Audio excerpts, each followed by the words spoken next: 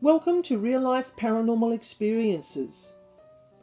Dark beings usually visit my home for one of two reasons: as part of a house clearing job, or because they are curious and have followed me home from an outing to the shops. The following energy being came to me for a different reason. Let's find out why. Case study number 3, the defector.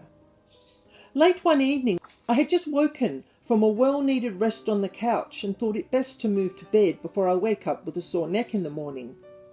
As I wandered off to bed in a half-asleep state, I felt the presence of dark energy in the house.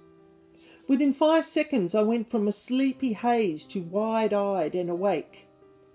I stood silently in the lounge room doorway as my eyes adjusted to the darkness. I could see a tall, looming presence at the other end of the hallway. My body reacted in its usual way to dark energy, with a buzzing mind, a churning stomach, and a mild headache brewing in my forehead. The mega-sized being stood quietly, waiting as it blocked the doorway to my bedroom.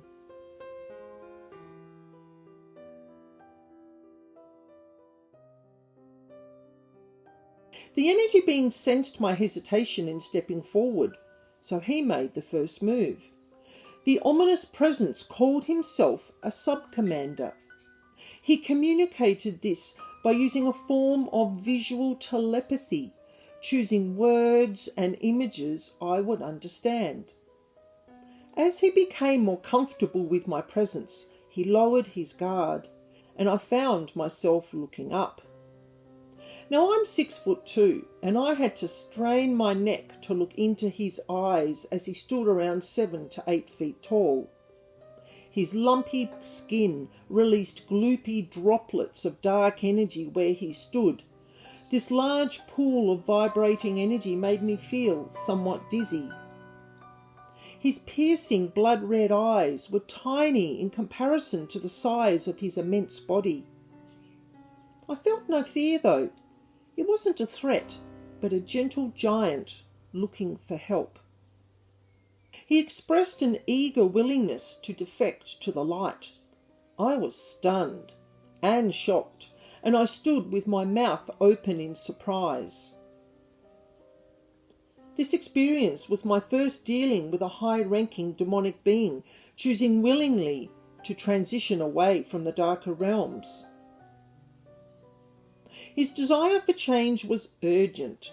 His energy felt drained and tired, and existing in darkness no longer appealed to him. Unlike other dark energy beings who fear the afterlife, he freely surrendered himself to the light. I felt a sudden rush of energy through my body as he snapped me out of my constant staring gaze. He wanted to go, and right now. I stood in the darkened hallway and shut my eyes. I saw him through our telepathic connection and showed him the threshold. This crossing point from earthly existence allows him into the afterlife. I gently guided him to the threshold and urged him to cross with a nod and a forward-moving hand gesture. I waited, and then as I opened my eyes, I felt a sudden sense of relief, and he slipped silently over the threshold and into the afterlife waiting room. He became the first of many dark energy beings through free will to choose a higher form of existence. He entered the healing space, which is a special place in the afterlife waiting room for lower vibrational beings, where they can evolve at their own pace with the support of others like themselves. He will be a mentor for many to come.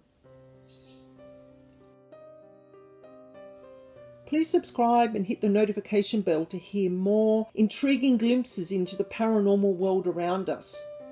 If you liked this case study, here is another for your listening pleasure. Thank you, and bye for now.